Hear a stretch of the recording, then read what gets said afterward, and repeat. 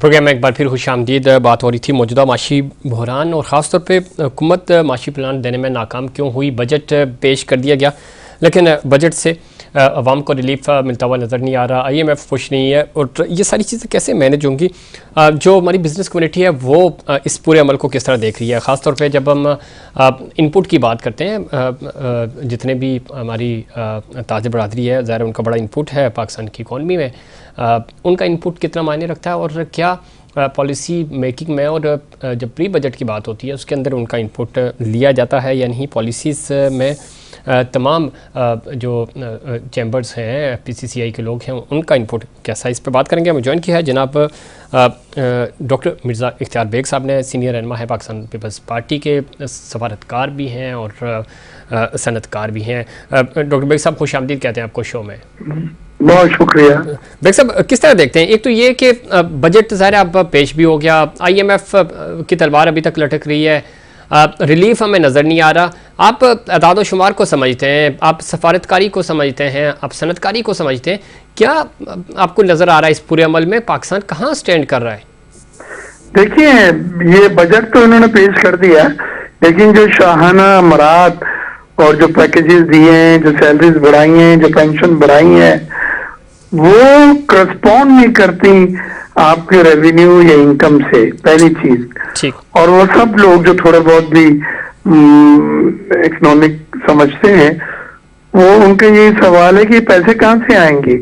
फिर IMF के पास जब ये बजट की डिटेल गई जी, तो उन्होंने कहा कि जी आपने तो ये कहा था कि सैलरी जो हम बढ़ा रहे हैं 30 से 35% और 17.5% पेंशन बढ़ा रहे हैं, ठीक है, इनके फंड्स हम पेट्रोलियम डेवलपमेंट लीवे जो 50 रुपए फी लीटर आप चार्ज करें उसको बढ़ा के 60 रुपए फी लीटर करना था आपने, और वो जो 10 रुपए फी लीटर बढ़ता उससे हमें 800 अरब रुपए मिलते। इतने ही आपके ये पेंशन और 30 और 35% तनख्वाह में गवर्नमेंट मुलाजिमिन के इजाफे तकरीबन बनता है। ठीक, तो वो तो आपने किया नहीं है, तो किस तरह से करेंगे, फंड कहाँ से आएंगे। फिर उन्होंने और चीजों पे भी एतराजात किए जिन पे उनको अपने कॉन्फिडेंस में मिल गया था।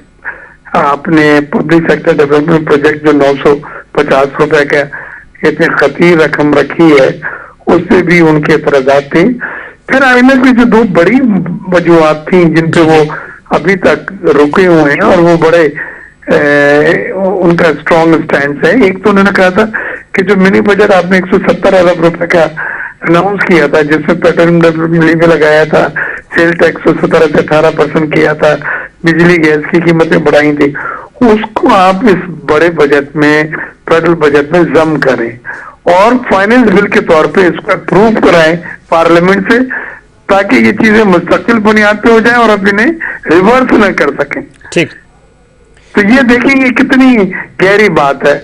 और ये समझ रहे थे कि ये वो चीजें हैं। ज़ाहिर मुफ्ती इस्माइल साहब से भी अब मिलते हैं, अब इसाक डार साहब के साथ भी अब ये इनपुट नहीं लिया जाता। बिजनेस कम्युनिटी ने ज़ाहिर सबसे इम्पोर्टेंट ही आप लोग हैं जो इस मुल्क को चला रहे हैं, तो क्यों पॉलिसी में आप जैसे जो लोग हैं, दानिशवर हैं, उनका इनपुट नहीं लिया जा रहा? जी देखिए, ये इन्होंने इलेक्शन बजट बनाया है जी, और इतने बड़े चैलेंजेस होते हुए भी इन्होंने ये सोच के कि भाई लोग जो हैं पॉपुलर डिसीजंस के ऊपर खुश होंगे, वोट देंगे, लेकिन उन्होंने इस बात का एहसास नहीं किया कि इनका करंट अकाउंट खसारा बढ़ रहा है, बजट खसारा बढ़ रहा है और वो उस लिमिट से बहुत आगे चला गया है जो IMF ने इंडिकेट की थी।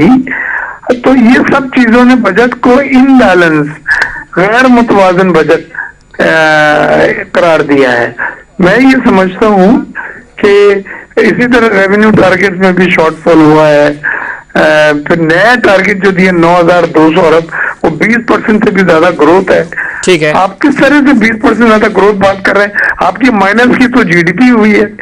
नेक्स्ट ईयर 3% आप GDP दिखा रहे हैं, जो बड़ा मुश्किल है, लेकिन अगर 3% GDP भी आप लगा लेते हैं तो 20% प्लस रेवेन्यू टारगेट कैसे बढ़ा सकते हैं आप? तो ये सब चीजें एब्सर्ड हैं। ठीक। फिर तो इसमें डॉक्टर कहा बेग कि साहब एक डॉलर चीज रेट और हम देख रहे हैं पिछले दिनों से डॉलर की कमी कभी इंटरबैंक में कम होता है, लेकिन जब हम मार्केट में जाते हैं तो वो उस रेट पे मिलता नहीं है। तो ये इसकी क्या साइंस है, इसके पीछे क्या इसकी साइंस ये है कि जी इन्होंने दो चीजें की हैं। जी एक तो जो हमारे कलेक्शन के डॉक्यूमेंट आए हुए थे, जी जी जिनको ये रिलीज नहीं कर रहे थे, अब इन्होंने कहा कि अगर 1 साल की आप करा लेते हैं डेफर्ड पेमेंट अपने बैंकों अपने कस्टमर से, ठीक है। तो हम रिलीज कर देंगे। तो वो रिलीज की जो पेमेंट थी, जी जी जो इमीडिएट पेमेंटें इन्हें करनी थी, क्योंकि कुछ डीपी के थे कलेक्शन डॉक्यूमेंट, वो अब डेफर्ड पेमेंट हो गई 1 साल 360 दिन। ठीक। तो डॉलर के प्रेशर मार्केट पे कम हो गया है। एक चीज तो ये थी। दूसरी चीज जो मार्केट में थी कि क्रेडिट कार्ड की पेमेंट्स का भी इन्होंने इंटर बैंक अरेंजमेंट किए हैं। ठीक। तो इन चीजों से दबाव कम पड़ा है इसके ऊपर ओपन मार्केट पे। ठीक है। लेकिन अभी भी 10 रुपए का फर्क है। अभी आज की रेट जब मैं आपसे बात कर रहा हूँ, जी इंटर बैंक 287 और ओपन मार्केट है 297, तो 10 रुपए का फर्क है। ठीक है।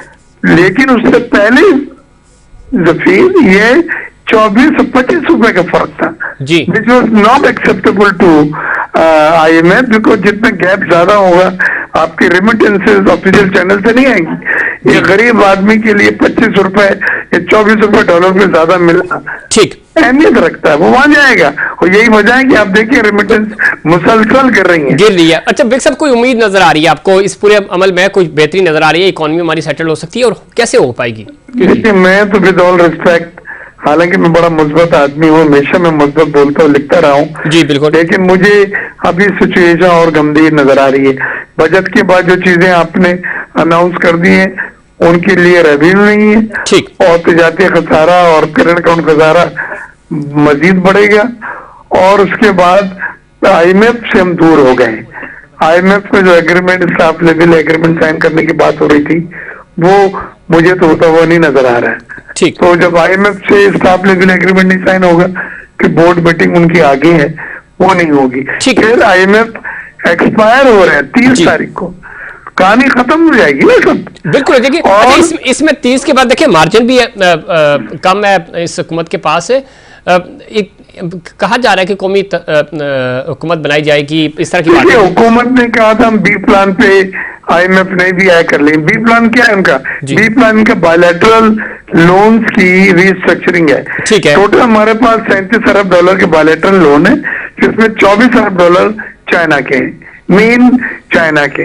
लेकिन ये मल्टीलैटरल लोन कोई रीस्ट्रक्चरिंग नहीं कर सकते, जिसमें IMF आता है, वर्ल्ड बैंक आता है, पेरिस क्लब आता है, एशियन डेवलपमेंट बैंक आता है, ये उनको नहीं कर। और सुसूक बॉन्ड, यूरो सुसूक बॉन्ड जो सॉवरन बॉन्ड है पाकिस्तान के, उनकी भी ये रीशेड्यूलिंग वो ड्यू हो रहा है 2024 की बिगिनिंग में। तो मुझे तो बड़ा गंभीर सिचुएशन नजर आ रही है। और कुछ न्यूज मिली आज, शेल कंपनी ने जी बिल्कुल, स्टॉक एक्सचेंज में लेटर भेजा है कि वो अपने ऑपरेशन बंद कर रही है। तो ये तो बेग साहब बड़ी तशवीशनाक सूरत हाल है, जिस तरह आप खुद निशानदेही भी कर रहे हैं, और शेल की जो खबर है इसने भी मार्केट में बिल्कुल हलचल मचाई हुई है। तो डार साहब तो बड़े दावे करते थे, और आपने भी सुना है, हमने भी देखा, वो कहते थे कि IMF आए ना आए, डोंट केयर, तो आप खुद सेटल कर इसी लीजिए। चीज ने तो बनवा दिया है। आप कर्ज भी लेना चाहते हैं, फिर मुंह चढ़ा के आप अगर कर्ज मांगते हैं तो कोई नहीं देता है जी। और प्लस जो चीज ने हमें हिट किया है वो यूरोप और अमेरिका की डिप्लोमेसी नहीं हुई है जी IMF के मामले में। ये दो कंट्रीज इन्फ्लुएंस रखती हैं, बोर्ड पे शेयर होल्डिंग इनकी मेन है। तो इस बार हमारी उनसे शेयर वो नहीं हुई है रेपो, तो जिसकी वजह से अभी तक एग्रीमेंट हो नहीं रहा और वो एक वेवर देने को तैयार नहीं है। ये वही सूरत हाल हो गई जफीर जो 1998 में थी, जब हमने एटॉमिक एक्सप्लोजन किए थे जी। और हम IMF के पास गए थे और IMF ने एक वेवर नहीं दिया था क्योंकि अमेरिका नाराज था हमारे एक्सप्लोजन करने के ऊपर। अब भी वही सूरत हाल है। ठीक, तो हमें इकोनॉमिक डिप्लोमेसी पे जाते हुए इन ममालिक के साथ अपने डिप्लोमेटिक रिलेशन इम्प्रूव करने हैं, उनकी सपोर्ट लेनी है, और यकीनन वो खुश नहीं है सीपैक से, यकीनन वो खुश नहीं है। बड़ी अच्छी निशानदेही कर रहे हैं रिलेशनशिप आप, बड़ा अच्छा पॉइंट आपने रेज किया, इसमें कोई शक नहीं है। आजकल जो सफारतकारी हो ही आपकी सनतकारी के ऊपर है, और आप ज़ाहिर मफाद होते हैं हर मुल्क के, आप उनके साथ म्यूचुअली शेयरिंग करते हैं। ये प्रैक्टिस पाकिस्तान की तरफ से नहीं की जाती, उस तरह की लॉबिंग नहीं होती, आप जैसे जो लोग हैं उनकी खिदमत हासिल नहीं की जाती अक्रॉस द एनी पार्टी। इसमें कोई ये नहीं कि किससे ताल्लुक है, आप पाकिस्तान की नुमाइंदगी कर रहे होते हैं। इंटरनेशनल फोरम को सही तरह यूटिलाइज क्यों नहीं किया जा रहा पाकिस्तान के लिए? देखिए, मैं पहले भी कह चुका हूँ, IMF पहले आता था तो प्राइवेट सेक्टर से मिलता था स्टेट बैंक में। जी बिल्कुल। दाल कराम मैं मुझे बुलाया मीटिंग में, हमसे उन्होंने बातें की, एक्सपोर्ट्स के ऊपर बातें करी, पॉलिसी रेट पे उन्होंने बातें करी, रिफाइनेंस के ऊपर जो रिजर्व मनी जनरेट करता है M2 उसमें बातें हुई, और हमने उन्हें समझाया कि जी रिफाइनेंस कितना जरूरी है, हमारी कॉस्ट कितनी ज्यादा है, एक्सपोर्ट वो बात को अहमियत देते हैं, उनको इम्पोर्टेंस देते हैं। प्राइवेट सेक्टर को यूज करें, जो क्रेडिबल लोग हैं, पढ़े लिखे लोग हैं, वो IMF से बात कर सकते हैं, वो स्टेट बैंक में IMF की जब टीम आती है तो उनको बुलाया जाए, वो प्राइवेट सेक्टर के इश्यूज बतलाएं कि जी आप मार्कअप बढ़ाते जा रहे हैं, 21% हो गया, बैंकों का मार्कअप 23% हो गया है, हम तो सर्विस नहीं कर पा रहे, हमारी तो सनतें बढ़ गई हैं सब, इतने मार्कअप पे हम कुछ नहीं कर पा रहे। ठीक, तो इनको आप इन्वॉल्व करें, या तो आपने ऐसी टीम ऑफ प्रोफेशनल जो बैठ के उन्हें कन्विंस और गेट कन्विंस बुनियाद के ऊपर अपनी इश्यूज बतलाए और उनकी हिमायत हासिल करें। ठीक है, बिल्कुल, और उनकी हिमायत हासिल करनी भी चाहिए, लोगों को आगे लाए, बिल्कुल यूटिलाइज करना चाहिए। बहुत शुक्रिया जनाब डॉक्टर मिर्ज़ा इख्तियार बेग साहब, आपने प्रोग्राम में वक्त दिया और बता रहे थे कि IMF के साथ आपको डील अगर करना है तो आप ज़ाहिर है जब माजी में IMF की टीम आती थी वो प्राइवेट सेक्टर से उनके साथ मुलाकात करती थी, मल्टीनेशनल कंपनीज़ हों और पाकिस्तान के जो लीडिंग बिजनेस कम्युनिटी है उनके साथ इंगेजमेंट्स होती थी, उससे एक ट्रस्ट बिल्ड होता है और आपको एक आइडिया होता है कि आपके मुल्क में होने क्या जा रहा है। और ये चीज़ें सारी हुकूमत को फेवर करती हैं। हुकूमत को थोड़ा सा अपनी पॉलिसीज़ में तब्दीली लाने की ज़रूरत है ताकि जो आपके स्टेक होल्डर्स हैं, आपके वो लोग जो पाकिस्तान की इकॉनमी में बड़ा ज़बरदस्त इनपुट डालते हैं, उनको यूटिलाइज़ करना होगा। इंटरनेशनल फोरम को आपको बेहतर तरीके से यूटिलाइज़ करें, पाकिस्तान के इमेज को बेहतर करें। इस तरह की एक बेहतरीन जामे हिकमत अमली आपको बनानी होगी, चाहे वो सफारती हो, चाहे वो माशी हो या सियासी हो। इसको एक यूनिफॉर्म पॉलिसी बनाकर आप पाकिस्तान को इस दलदल से निकाल सकते हैं। लेकिन थोड़ी सी बदकिस्मती हमारी ये है कि चूँकि जो वजारत ख़जाना है उनकी एक अपनी पॉलिसी होती है, दफ्तर खारजा की बिल्कुल अलग होती है। चीज़ों को सिंक करना पड़ेगा, अगर आप सिंक नहीं करेंगे तो ये सारी चीज़ें बेहतर नहीं हो सकती। लॉबिंग हमारे यहाँ सब्जेक्ट ही नहीं पढ़ाया जाता और ना ही इसके ऊपर फोकस किया जाता है। हमारा पड़ोसी मुल्क भारत हमसे बहुत बेहतर है लॉबिंग में, वो दुश्मन है लेकिन जो चीज़ें उसकी हैं, जो जिस तरह वो मैनेज करता है इंटरनेशनल फोरम्स को, मल्टीनेशनल कंपनीज़ को, क्या वजह है कि पाकिस्तान की इतनी ज़बरदस्त नुमाइंदगी होने के बावजूद भी हम इंटरनेशनल फोरम्स को पाकिस्तान के हक़ में बेहतर तरीके से क्यों यूटिलाइज़ नहीं कर पा रहे? उसकी बड़ी वजह ये होती है कि यहाँ पे फोकस ही नहीं किया जाता। आपका जब फोकस लोकल पॉलिटिक्स में होगा, आप जब अंदरूनी मसाइल में उलझ कर रह जाएंगे तो आप इंटरनेशनल अफेयर्स को कैसे देखेंगे? और तो बहुत ज़रूरी है, आपको ज़ाहिर है इमेज बिल्डिंग होगी, ट्रस्ट बिल्डिंग होगी तो ही कोई आपके ऊपर ट्रस्ट करेगा, आपको पैसे देगा, आपको इस दलदल से बाहर निकालने की कोशिश करेगा। और सबसे बड़ा जो आपका रवैया होता है, इसहाक डॉक्टर साहब जो बार बार ये बात कहते रहे, कभी वो IMF को आंखें दिखाते थे, जिनका कर्जा आपने देना उन्हीं को आप आंखें दिखा रहे हैं, और दूसरी तरफ आप कहते थे कि IMF आए या ना आए हमें कोई फ़र्क नहीं पड़ता, हम इस एक तो IMF प्रोग्राम पूरा कर लेंगे, उनका कर्ज वापस कर देंगे, और दूसरा हम ग्रो कर जाएंगे। और दावे किए जा रहे थे अपने तजर्बेकारी के, लेकिन वो सारी चीज़ें होती हुई हमें नज़र नहीं आ रही।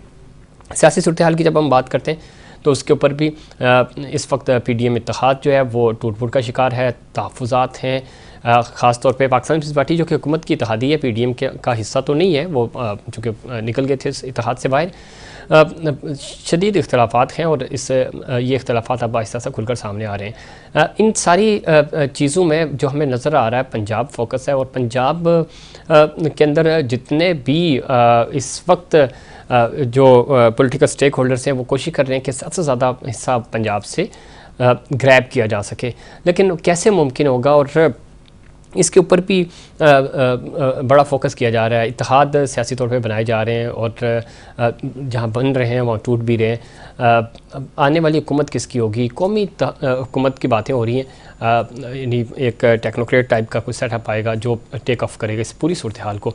बजट जिस तरह का दिया गया है इससे तो बाज़ार यही लग रहा है, और अगर टेक्नोक्रेट सेटअप आया तो उसका फ्यूचर क्या होगा, वो कैसे लीड करेगा, और ख़ास तौर पे माशी जो बहरान है उसको कैसे वो टैकल करेगा।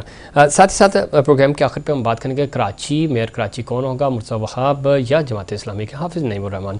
कल मुकाबला है, लेकिन उससे पहले हॉर्स ट्रेडिंग के इल्ज़ामात लगाए जा रहे हैं। दोनों तरफ से शदीद इल्ज़ामात हैं और हम देख रहे हैं कि पिछले कई दिनों से लफ्ज़ी जंग तो जारी ही थी, लेकिन असली तौर पर ज़ाहिर इस पूरे मामले में सीक्रेट बैलेट तो है नहीं, ओपन बैलेट है और आपको वोट करना होगा। पाकिस्तान तहरीक इंसाफ के जो लोग हैं उनका वोट बड़ा इंपॉर्टेंट है, चूँकि उन्होंने जमात इस्लामी को फेवर करने का कहा है। अब क्या वो कल वोट कर पाएंगे या नहीं, ये कल ही पता चलेगा। देखते हैं कि कराची को मेयर कराची का मेयर कौन होगा और ये जो ताज है वो किसके सर पे जाता है। नाज़रीन, ये था हमारा आज का प्रोग्राम। उम्मीद करता हूँ दीगर प्रोग्राम्स की तरह आज का प्रोग्राम भी आपको पसंद आया होगा। मुझे और इनसाइड पाकिस्तान की पूरी टीम को दीजिए इजाज़त। अल्लाह निगहबान।